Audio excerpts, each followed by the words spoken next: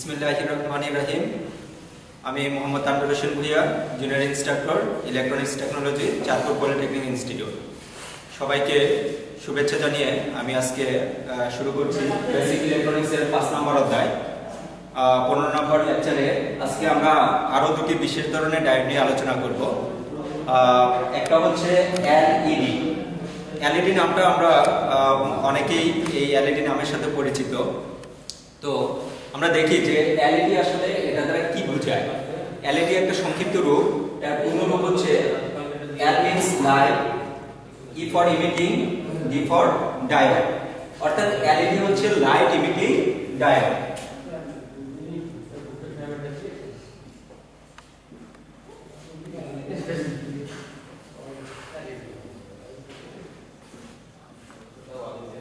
Light emitting diode.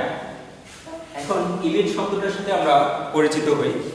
Emitting মানে হচ্ছে নিক্ষেপ করা অথবা নির্গত করা। যেহেতু লাইট ইমিটিং ডায়োড, তার মানে এই ডায়োডটা আলো নির্গত করবে।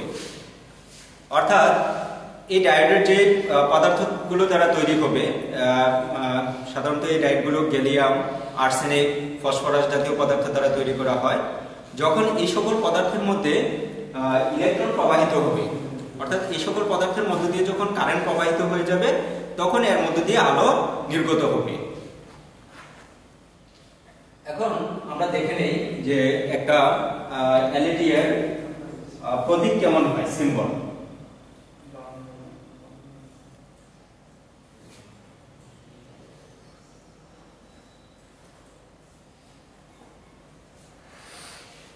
এটা হচ্ছে একটা এলইডি এর সিম্বল, অর্থাৎ একটা সিম্বল ডায়োড। এই তীর চিহ্ন, অ্যারো চিহ্নগুলো দ্বারা বোঝানো হচ্ছে যে লাইট নিক্ষেপ হচ্ছে, নির্গত হচ্ছে, আলোগুলো নির্গত হচ্ছে। এখন আমরা একটা কনস্ট্রাকশন ডায়াগ্রাম দেখে নেই।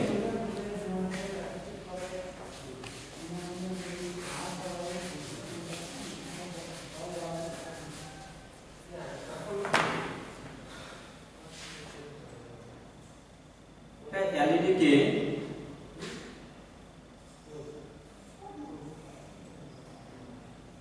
জেনারেল ডায়োডের মতোই পি টাইপ সাবস্ট্রেট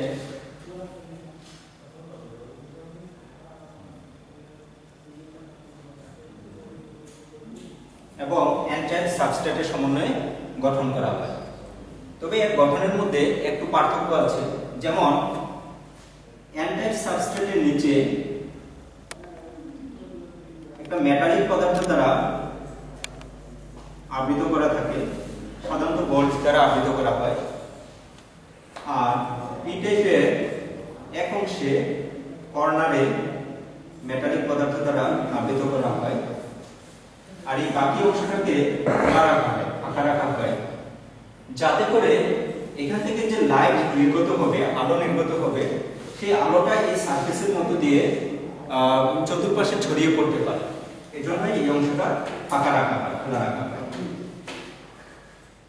এর মেটালিক যে অংশটা, সেটা অ্যানোড প্রান্ত নেওয়া হয়, আর এখান থেকে ক্যাথোড প্রান্ত নেওয়া হয়। ক্যাথোড প্রান্ত নেওয়া হয়। এই হচ্ছে একটা ডায়োডের গঠন, এলইডি এর গঠন। এলইডি নরমাল ডায়োডের মতোই ফরওয়ার্ড বায়াসে অ্যাক্টিভ হয়।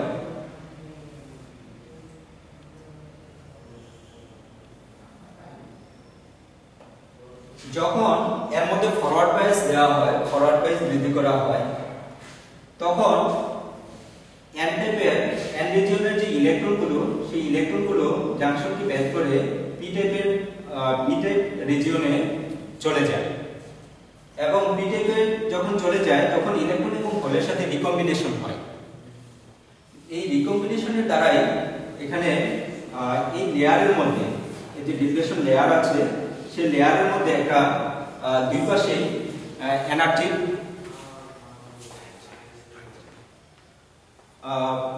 এনার্জির পার্থক্য সৃষ্টি হয়, এবং এই এনার্জি পার্থক্যের কারণে আলো নির্গত হয়। আর যেহেতু এন টাইপের ধাতব পদার্থ ব্যবহার করা হয়েছে নিচের অংশে, এই ধাতব পদার্থের কারণে যে আলোটা এখানে উৎপন্ন হয়, সেই আলোটা এই ধাতব পদার্থে প্রতিফলিত হয়ে এটা উপরে সারফেসের দিকে চলে যায় এবং চতুর্পাশে ছড়িয়ে পড়ে ভিজিবল হয়। তো এইভাবেই একটা লাইট ইমিটিং ডায়োড কাজ করে।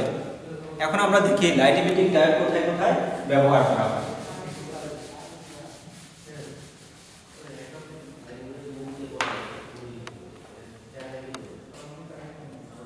আমি সংক্ষেপে লিখতেছি এলইডি এর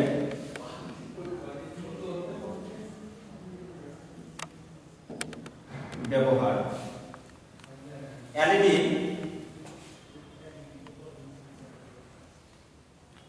অডিও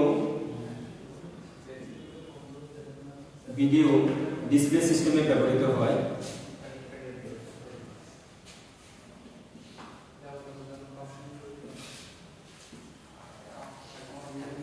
ডিসপ্লে সিস্টেমে ব্যবহার হয়। বিভিন্ন ধরনের ইলেকট্রনিক মিটারে ব্যবহৃত হয়।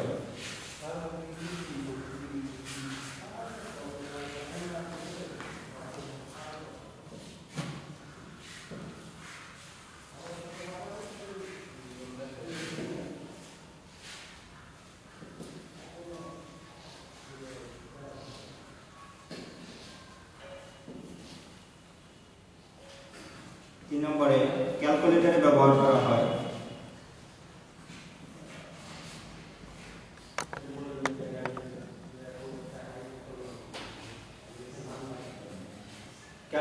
ইলেকট্রনিক মিটারে ব্যবহার করা হয়, ক্যালকুলেটরে ব্যবহার করা হয়। 4 নম্বরে হচ্ছে পাওয়ার ইন্ডিকেশনে ব্যবহার করা হয়।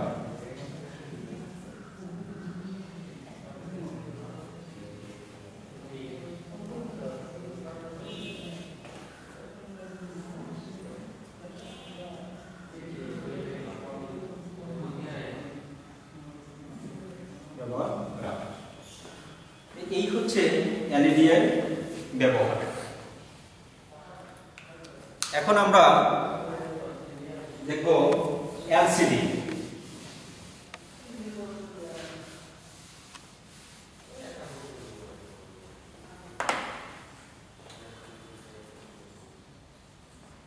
এলসিডি একটি বিশেষ ধরনের diode. LCD, L means liquid, C means crystal, D means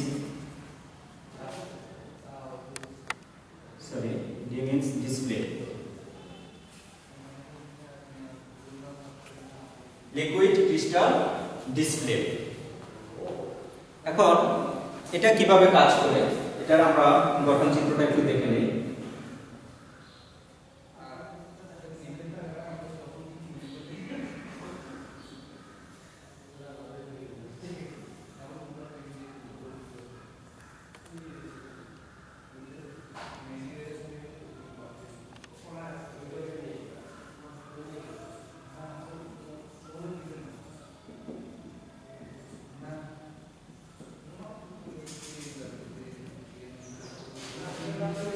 এটা হচ্ছে গ্লাস শিট,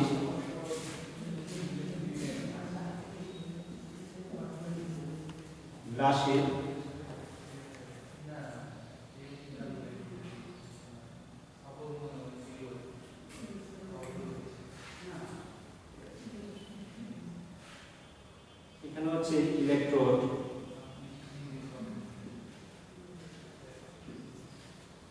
আর এটা হচ্ছে লিকুইড ক্রিস্টাল।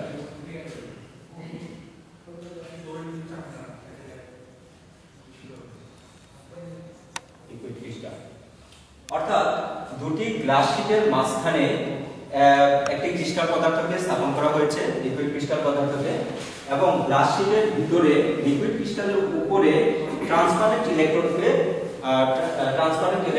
নেওয়া হয়েছে, ইলেকট্রোড প্রান্তগুলোকে নেওয়া হয়েছে। এখন এই এলসিডি মূলত নিজে কোনো আলো তৈরি করতে পারে না। যখন এই পদার্থের মধ্যে আলো পতিত হয় তখন সেটা আলো ছড়িয়ে দেয়। এটার দুইটা অংশ থাকে, একটা হচ্ছে ইলেকট্রিক ফিল্ড অংশ,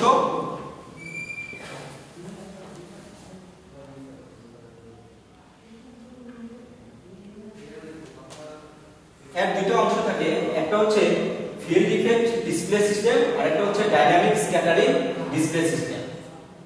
যখন ফিল্ড ইফেক্ট ডিসপ্লে সিস্টেম সচল হয় তখন এর মধ্যে যে আলোগুলো পতিত হয় এই আলোগুলো ওই ফিল্ড ইফেক্ট সিস্টেম সচল হওয়ার কারণে এই আলোক শক্তিগুলোকে শোষণ করে নেয় এবং শোষণ করে নিলে সেই অংশটা কালো অংশ দেখা যায়। আর যখন ডাইনামিক স্ক্যাটারিং অংশ ডিসপ্লে অংশ সচল হয় তখন যখন এর মধ্যে আলো পতিত হয় তখন ওই অংশের অণুগুলো বিক্ষিপ্তভাবে চতুর্দিকে ছড়িয়ে পড়ে এবং সিলভার ডিসপ্লে সিস্টেম তৈরি হয়। তাহলে যে অংশগুলো সচল হলো ডাইনামিক স্ক্যাটারিং অংশে সেই অংশগুলো ভিজিবল হলো, আর ফিল্ড ইফেক্ট সিস্টেমের যখন সচল হলো তখন ওই অংশটুকু কালো হয়ে গেল।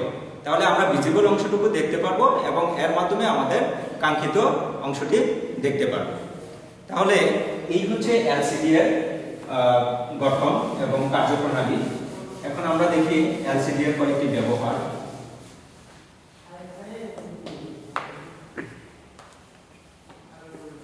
এলসিডি এর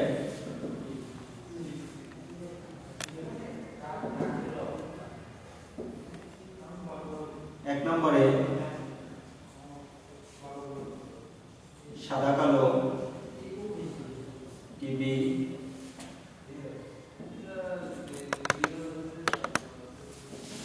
স্ক্রিনে পিকচার এলিমেন্ট হিসেবে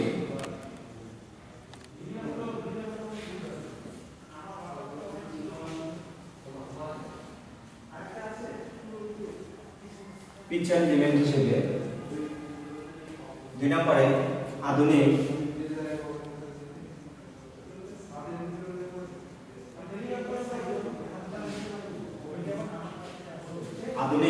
ডেস্কটপ মনিটরে। 3 নম্বরে নোটবুক,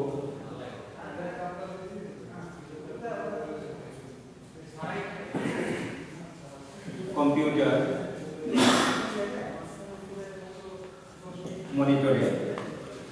4 নম্বরে সেলুলার ফোনে